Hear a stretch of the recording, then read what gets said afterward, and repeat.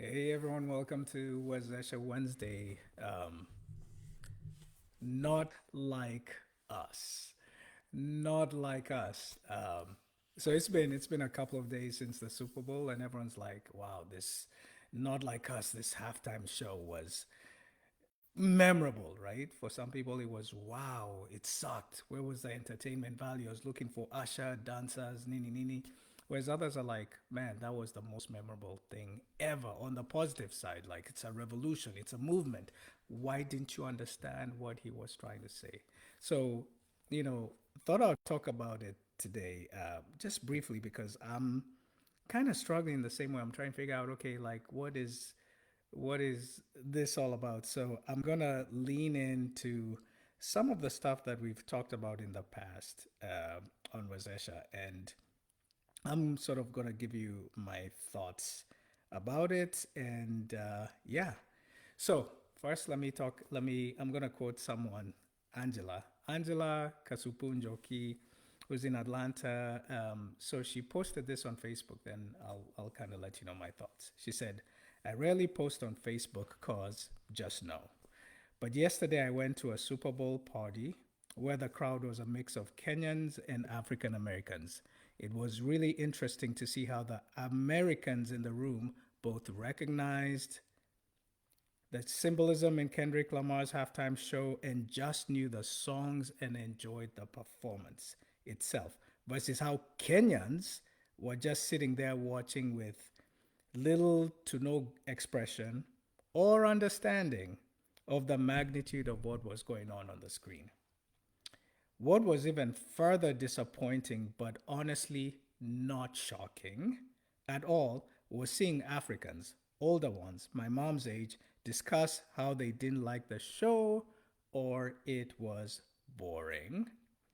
It's okay to criticize something, but lack of understanding is not good enough to dismiss a performance that was phenomenally highlighting the Black experience in America.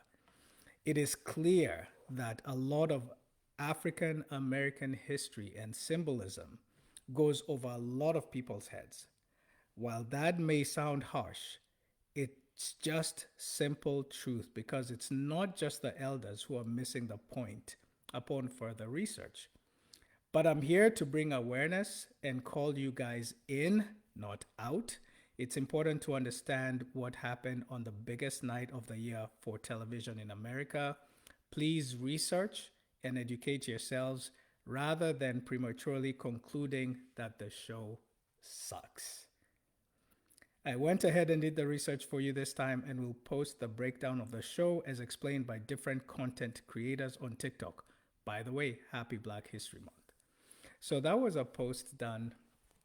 I affectionately call her my niece, but by Angela. And this was really interesting because it came on the heels of me texting her, I think right after Super Bowl, saying, "Yeah, it was okay," you know. And honestly, I left it at that. Anyone who I spoke to the night of Super Bowl, I was like, it's okay. It wasn't Usher, right? It was okay. It wasn't Dr. Dre Snoop. It was okay. And so when I went to work the following day, Monday, the entire office was talking about the Super Bowl halftime show. Entire office. My workmates were telling me, "Whoa, did you enjoy? I mean, it was great. Did you see the symbolism? Did you see that? Did you see this?" I'm like, "Whoa, no, I missed the memo on symbolism. I missed the memo on all that." And frankly, I remember having that discussion, and it's funny for those of you who know the work we've done. I'm not Kenyan, I'm American, and bringing the KenyaRicans and really trying to educate parents on trying to understand the American-born and raised kids. It felt later very hypocritical that I was not even allowing myself to see through what the halftime show was about. I was on the other end doing exactly what I tell people not to do, which was I was being dismissive and saying, "Yeah, why are you dissing Drake in public? Who is this Drake guy anyway? I don't like him. Oh, yeah, I liked the colors, the red, white, blue. I think it signified the flag." So I really minimized in my discussions with people, I really minimized the impact it had on them. And so, what I want to talk about today is not like us actually, in some ways, a framing of the African American experience relative to the African experience. You're not like us. You're not like us. The experience you have is not like ours. Yet you're here. Yet you're using everything we fought for. Yet you're utilizing all the resources that we put together for you. Yet you're taking advantage of all the civil rights that we fought for. But you're not like us. So that's what like I couldn't get that out of my head. That not like us in some ways was symbolism for the sort of dissonance that we have as Kenyans in America relative to our experience versus the African American experience, and even worse so, how we demonstrate it and how we articulate it, not only to people at work, but also to our American born and raised kids. And maybe the message we're saying is not like us, could also be us saying, you're not like us to African Americans, or African Americans saying, you're not like us to Africans, and both of us putting our kids into that sort of like, I don't even know what the word is, but a quandary, right? Where they're like, wait, so am I African? Am I African American? Am I sort of supposed to empathize and sympathize with my parents' experience? Or am I supposed to be true to myself and really soak in the Americanism that is me? So, those are my initial thoughts. But I wanted to talk through when we did I'm Not Kenyan, I'm American. And I'll post all the videos or the links to the videos in the comment section here. We had 4 sessions, and in the 4 sessions, we invited the parents, Kenyan-born parents, Kenyan-born and raised parents, and then we invited, Vanessa, who's American-born of Kenyan parents, Angela, and others to come and talk about their experience. And I wanted to share.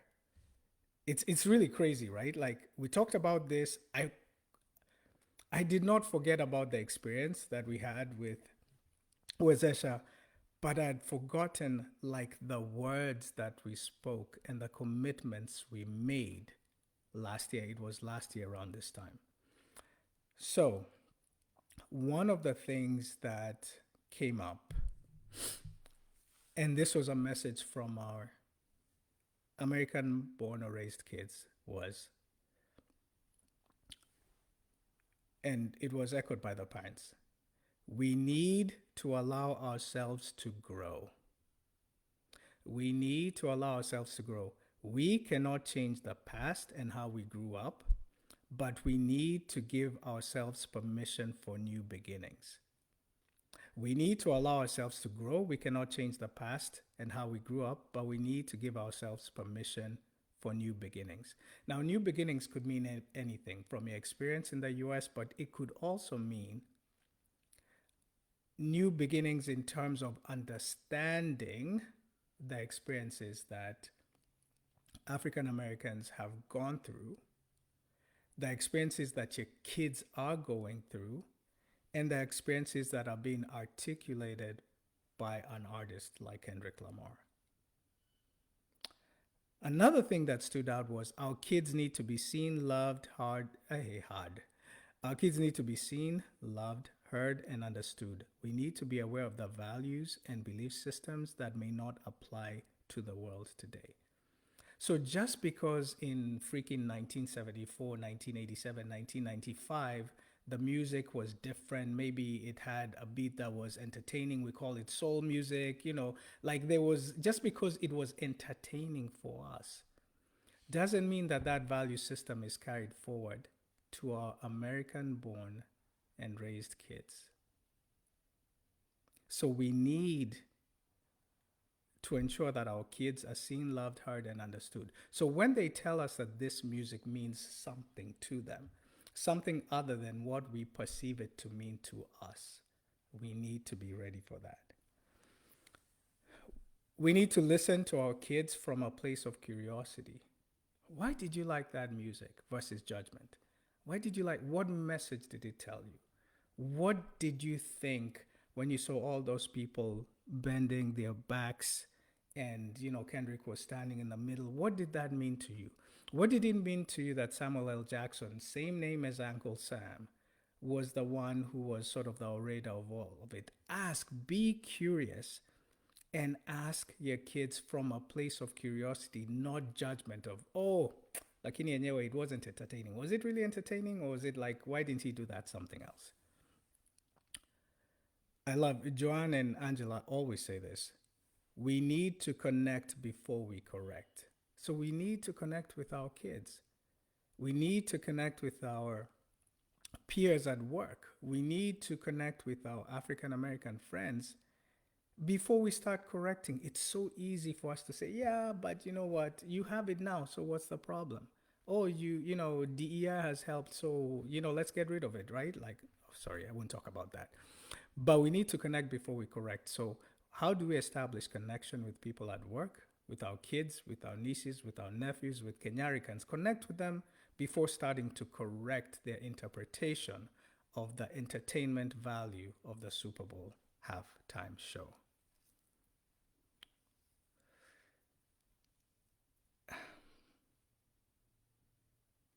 We sometimes create anxiety when trying to build resilience.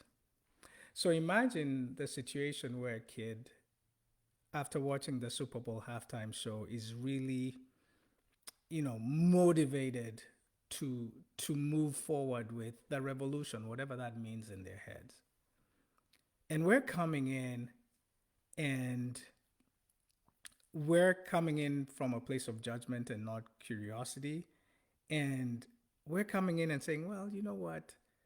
That wasn't your fight. You have everything. You have a place to sleep. You have food to eat. You're not like those guys. You're not like them. So why are you empathizing with that situation? That can create anxiety for your kid.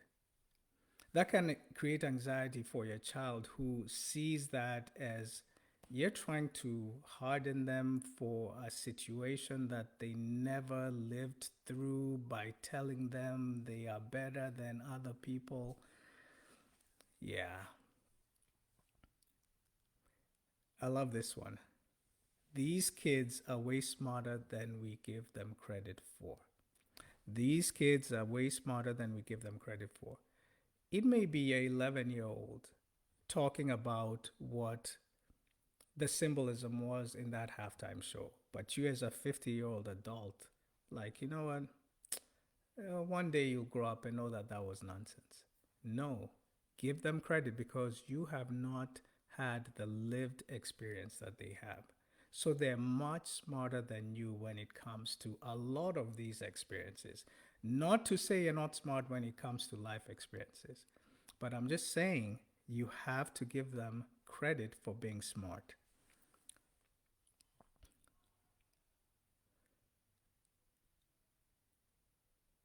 We have to recognize. We have to recognize that Kenyan culture can make you feel left out and can be very isolating. Let me say that again. Kenyan culture can make you feel left out and can be very isolating. What does that mean? As Kenyans, as Africans, as Kenyans, we love our culture, and I love it. We love our culture. But when we communicate that to our kids who are American born and raised, sometimes we risk isolating them because they feel they don't belong to this Kenyan culture that we talk about so widely, so lovingly. But yet we dismiss the fact that they are African Americans and dismiss that culture as lesser than. So it can be very isolating for a child. And you know what? That child uses the current system that they're in, the African American culture that they're in, to be able to gauge the level to which they feel included. And so we need to be careful when, after watching Kendrick Lamar's halftime show, we say, oh, that guy, what was he rapping about? You know, that culture, us Kenyans, we make fun of African Americans. We feel superior to African Americans. And this is very confusing to children. And by children, I mean people who are our kids, but not necessarily children. It could be anyone. It could be Angela, who's in, I wouldn't say your age, Angela. It could be Ashley, who's in, I wouldn't say your age. But these are people who have grown up from childhood in an African American culture, born of Kenyan parents. And we can really do a bad job by always dismissing the African American culture that they grew in. African American culture runs deep. It runs deep over hundreds of years, and it's so solidified in so many things.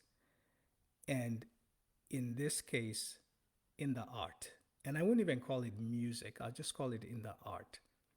It's so solidified in the art that what you saw in the halftime performance was not entertainment, it was art and culture. So how can you dismiss art and culture? How can you dismiss it? We are here, me, you all, are here because of the fight African Americans fought for with human rights, with civil rights. That's the only reason we're here. In fact, if you ever, like, this is Black History Month, if you get a chance to just watch those movies, just listen to the work that, guys like Belafonte did to get Africans to, these guys fought for Africans to come to the US to study here. Like, isn't that crazy? John Lewis, Maynard Jackson, all those people, Harry Belafonte, they all fought for us to come here. Not for us, but in most part, the generation before us to come here. Like, airlift and bring them here.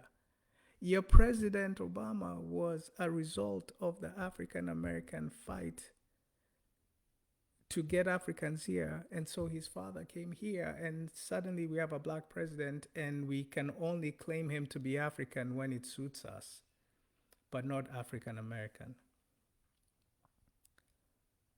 So I'm getting carried away, and I'm maybe like straying from the point. The point is, people like Angela, they've given us an opportunity. They've told us, look, maybe you didn't get it. I forgive you. But next time I won't forgive you, because now I'm inviting you in to learn what that art was about. I'm inviting you in to learn what was he actually saying, and why did that speak to me in a way that it didn't speak to you? Because what? Because I love you and I want you to understand it. So here's my message to all those of us who are Kenyans and not Americans. I want you to realize, we did this last year, and I'll just read verbatim what my assessment was. And again, I'm giving you an interpretation of the things that I heard last year in talking to a lot of people, both in Wazesha platform, but also, as some of you know, DEI is near and dear to me, and I do a lot of work in that space. So I get to work with a lot of people from different countries, different genders, different races, but primarily the African Americans. And I think a lot of you know that when I first came to the US, I've told you the stories, right? I came and I felt like I was above every Black person here, until I started taking a keen interest in learning African American history. And what I learned in school, and with the work that I've done around with the community and with just the engagement I have with the African American community has really led me to be uh, open minded to learn. I'm not going to say I've learned, but open minded to learn. So, those things plus everything that was captured last year in Wazesha, I'm not Kenyan, I'm American. I think this is verbatim what I wrote. I said, "Everyone, I was wrong. When we started this journey 4 weeks ago, I hypothesized that us Kenyan-born parents were doing a disservice to our American-born and raised kids. It was my assertion that as a result, kids were growing up confused about their identity, American versus Kenyan. So that was my hypothesis. Kids are confused. They don't know where they fit.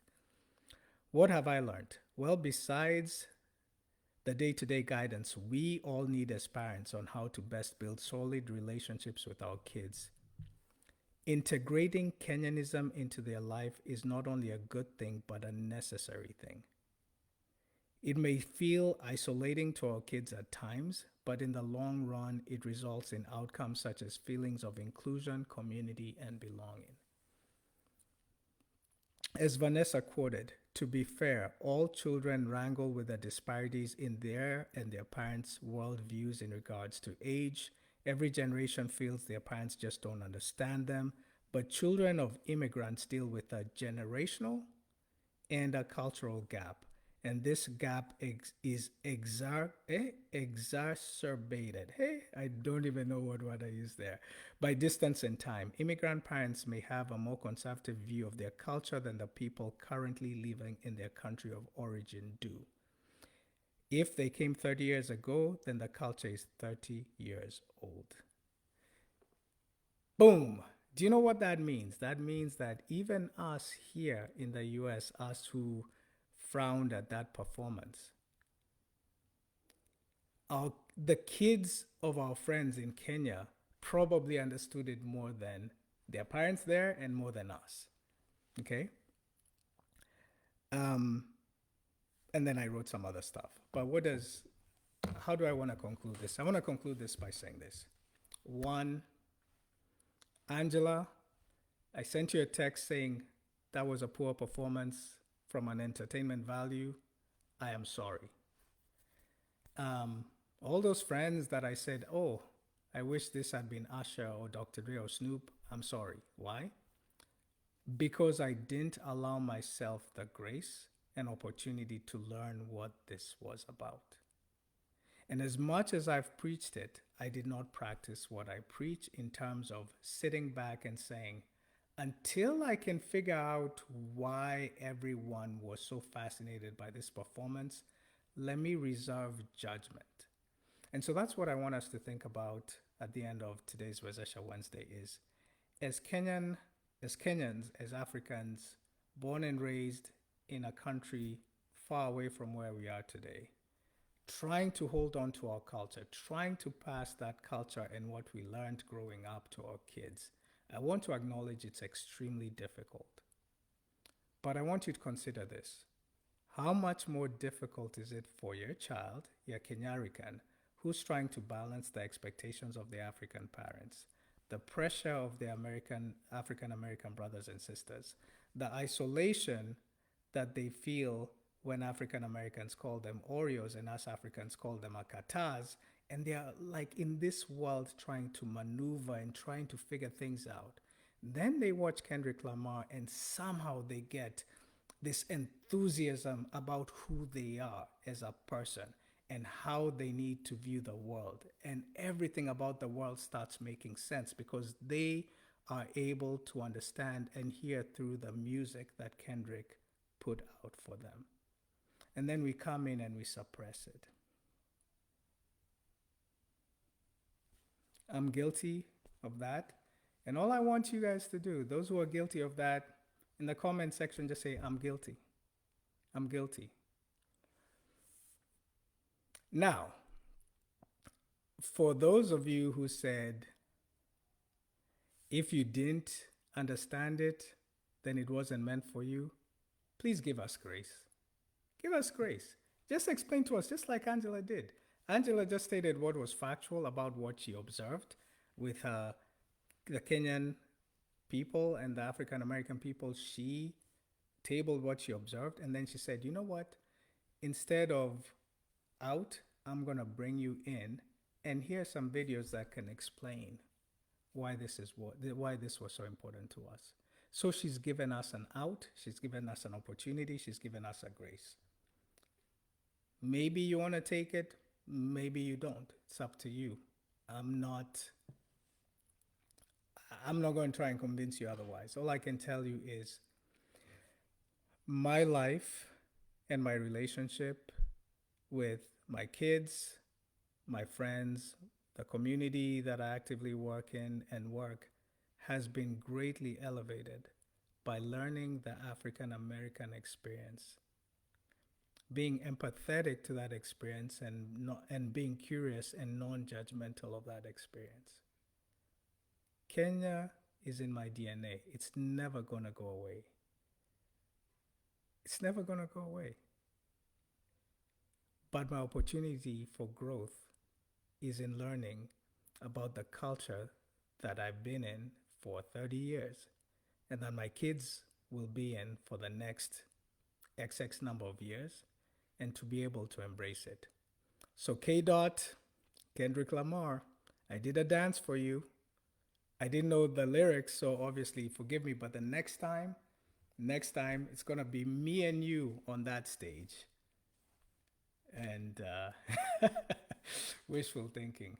Thank you all for listening. I just felt compelled to do it. Angela, this one's for you.